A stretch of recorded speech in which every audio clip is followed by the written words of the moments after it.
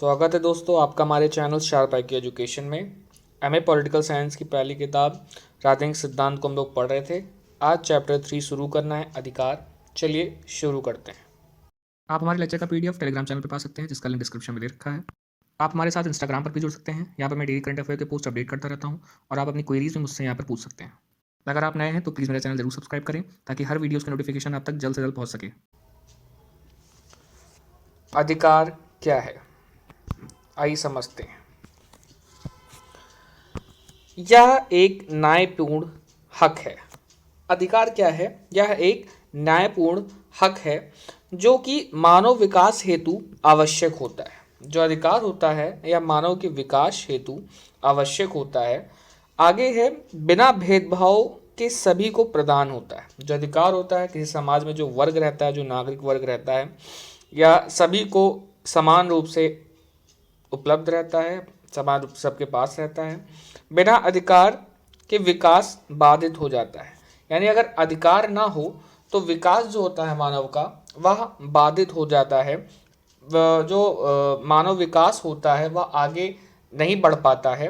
अर्थात इससे हम ऐसे समझ सकते हैं कि जो पहले के किसान और मजदूर वर्ग थे, पहले जो किसान वर्ग था वह जब भूमि या जो कर होता था या जो लगान नहीं चुका पाता था जमींदारों को, तो उसको जो है बेगारी करनी पड़ती थी। बेगारी अर्थात बिना श्रम या बिना वेतन के मजदूरी करने को बेगारी कहते हैं। तो किसान को बेगारी करना पड़ता था, इसके वजह से उसका काफ़ी शोषण होता था। तो बिना अधिकार कर हम समझ सकते हैं कि बिना अधिकार के जो मानव का विकास होता है वह बाधित हो जाता है। अगर यही किसान को स्वतंत्र जीवन जीने का अधिकार होता या उस वक्त लोकतंत्र होता तो ऐसा कोई भी चीज़, ऐसी कोई भी प्रथा नहीं चल रही होती। तो आइए ऐसे ही हम समझ सकते हैं कि जो मानव का विकास होता है वह अधिकार के बिना बाधित हो जाता है। आइए आगे समझते हैं। अब राजनीतिक मान्यता प्राप्त है। जो अधिकार को क्या है, राजनीतिक मान्यता प्राप्त होती है। व्यक्तित्व के विकास में मदद करता है। जो अधिकार होता है यह व्यक्तित्व के विकास में मदद करता है। ये सब चीज़ को अभी हम आगे समझेंगे, आगे कंप्लीट करने के बाद। अधिकार, दावे और शक्तियाँ। आइए हम तीनों में अब डिफरेंस के बारे में समझते हैं कि अधिकार, दावा और शक्तियाँ ये तीनों आपस में कैसे अलग अलग हैं। यह सुनने में समान परंतु अलग अलग होते हैं अर्थ के मायने में। सुनने में तो यह समान लगेंगे, लेकिन इनका जो अर्थ होता है यह अर्थ जो है इन लोग का अलग अलग होता है। कैसे अलग होता है, आइए देखते हैं। अधिकार दावा है, परंतु हर दावा अधिकार नहीं होता है। अधिकार जो होता है वो एक दावे होते हैं, परंतु हर दावा अधिकार नहीं होता है। कैसे? क्योंकि हर दावे को मान्यता प्राप्त नहीं होती है। फिर से इसको शुरू समझते हैं कि ऐसे दावे जिनको मान्यता प्राप्त हो जाती है, किसके द्वारा? समाज द्वारा और राज्य द्वारा। ऐसे दावे जिनको समाज और राज्य द्वारा मान्यता प्राप्त हो जाती है, तो ऐसे दावे या ये दावे अधिकार का रूप ले लेते हैं या अधिकार बन जाते हैं। और जिनको इनकी मान्यता समाज और राज्य की मान्यता प्राप्त नहीं होती है वो दावे एज इट इज दावे ही रह जाते हैं। आगे देखते हैं अधिकार और शक्ति में भेद। जो अधिकार होता है यह हमने पहले ही देखा, ये क्या होता है, एक सामाजिक दावा होता है। और शक्ति क्या होता है, ये एक शारीरिक बल होती है या ऊर्जा होती है। आगे देखते हैं, जो शक्ति होती है या व्यक्ति के पास होती है। जो शक्ति क्या होती है, या एक व्यक्ति के, एक इंसान के पास होती है। और अधिकार जो होता है वह सामाजिक प्राणी के पास होता है। किसके पास होता है? एक समाज में उठने बैठने वाले प्राणी के पास, उसके पास क्या होता है? अधिकार होता है। आगे देखते हैं, व्यक्ति अपनी मर्जी से कार्य करने को अधिकार नहीं कहते हैं। अगर व्यक्ति कोई भी अपनी मर्जी वाला कार्य करता है, कुछ भी बिना मर्जी इधर उधर किसी पे धौस जमाता है, किसी के साथ किसी को जबरदस्त उससे मजदूरी करवाता है अपने ताकत अपने बल पे, ऐसे दावों को अधिकार नहीं कहा जाता है। या व्यक्ति अपनी मर्जी से कार्य करते हैं को अधिकार नहीं कहते हैं। आइए अब आगे समझते हैं।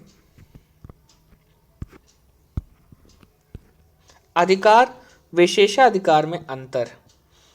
तो अब अधिकार और विशेषाधिकार में अंतर को समझते हैं। अधिकार सभी को प्राप्त होता है, विशेषाधिकार कुछ ही को प्राप्त होता है। जैसे कि एक राष्ट्रपति और एक आम जनता, एक आम इंसान, इन दोनों में जो अधिकार और विशेषाधिकार होगा यह अलग अलग होगा। अधिकार एक सामान्य व्यक्ति को प्राप्त होगा और विशेषाधिकार राष्ट्रपति को प्राप्त होता है। अधिकार बिना भेदभाव के सभी को मिलता है और विशेषाधिकार चुनिंदा लोगों को ही प्राप्त होता है। अधिकार न्यायपूर्ण दावा है और विशेषाधिकार संरक्षण हेतु दिया जाता है। अधिकार लोकतांत्रिक या लोकतंत्र समाज द्वारा पैदा किया जाता है, द्वारा पैदा हुआ है, और विशेषाधिकार संवैधानिक रूप द्वारा पैदा हुआ है। इसको फिर से समझ लीजिए कि अधिकार लोकतांत्रिक समाज द्वारा पैदा है, अर्थात लोकतंत्र में जो अगर हम बात करते हैं तो लोकतंत्र अर्थात सारे समग्र नागरिक की बात होती है। तो यहाँ पर अधिकार काम करता है और एक संवैधानिक रूप तैयार किया, संवैधानिक एक अधिकार या एक पद तैयार किया जाता है, उन सभी को विशेषाधिकार दिए जाते हैं।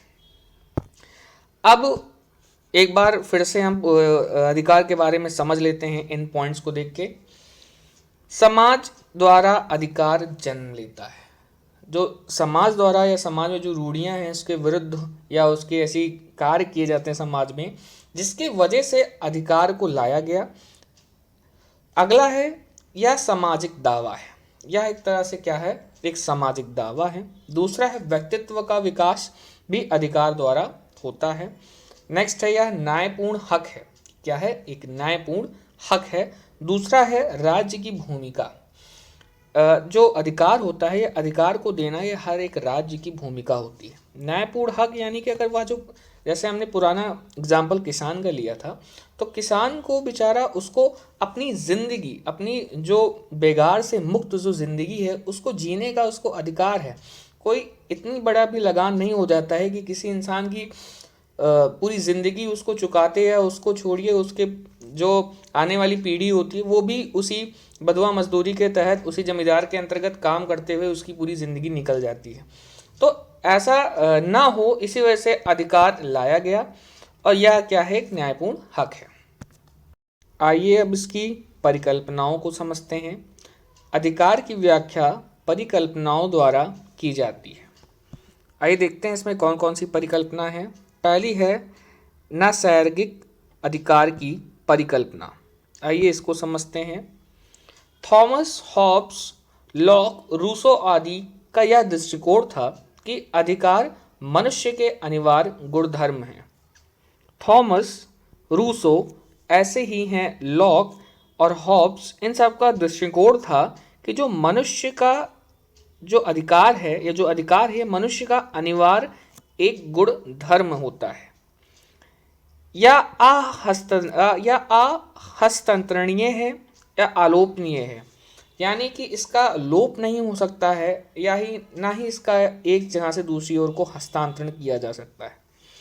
जन्म से पहले यहाँ पर अधिकार की बात कही गई थी कि जब इंसान जन्म लेता है तो वह अधिकार लेके ही जन्म होता है। किसका? जीवन का अधिकार। तो इसका आलोचना क्या किया जाता है कि यह अधिकार ऐसा नहीं हो कि राज्य इसको राज्य के लिए या सही ना हो या समाज के लिए अगर ऐसा अधिकार सही ना हो तो ऐसे अधिकार नहीं प्रदान किए जाते हैं या अधिकार नहीं होते हैं या नष्ट कर दिए जाते हैं। इसको फिर से समझते हैं कि इन अधिकार की बात जो इनके द्वारा की जा रही है या उस लेवल पे नहीं हो जिस सीमा के बाद से या राज्यों को हानि या क्षति पहुंचाने लगे, फिर यह ऐसे अधिकार नहीं होते या नष्ट हो जाते हैं या ऐसे दावे अधिकार नहीं होते हैं। अगला है हमारा विधि संगत अधिकार की परिकल्पना। इसको समझते हैं। हीगल, ऑनस्टेन आदि मानते थे कि अधिकार एक ऐसा दावा है जो राज्य बल जनता को प्रदान करता है। यानी कि हीगल और ऑनस्टीन ये मानते थे कि जो अधिकार है यह एक ऐसा दावा है जो जनता को राज्य द्वारा बल प्रदान किया जाता है। कानून अधिकार का जन्मदाता होता है। अगला कि अगर विधि बदलती है तो उसके साथ साथ अधिकार में भी बदलाव आता है और राज्य हमारे अधिकार की रक्षा करता है। यह परिकल्पना की गई विधि संगत अधिकार में। अगला है हमारा अधिकार की ऐतिहासिक परिकल्पना। अधिकार की ऐतिहासिक परिकल्पना इसमें समझते हैं कि अधिकारों की ऐतिहासिक परिकल्पना यह मानती है कि राज्य का जन्म एक लंबी ऐतिहासिक प्रक्रिया के परिणाम स्वरूप हुआ। कैसी? एक लंबी ऐतिहासिक प्रक्रिया के परिणाम स्वरूप अधिकार का जन्म हुआ। अधिकार परंपराओं व प्रथाओं से जन्म लेती है। जो अधिकार होती है वो किससे जन्म लेती है? परंपराओं और प्रथाओं से।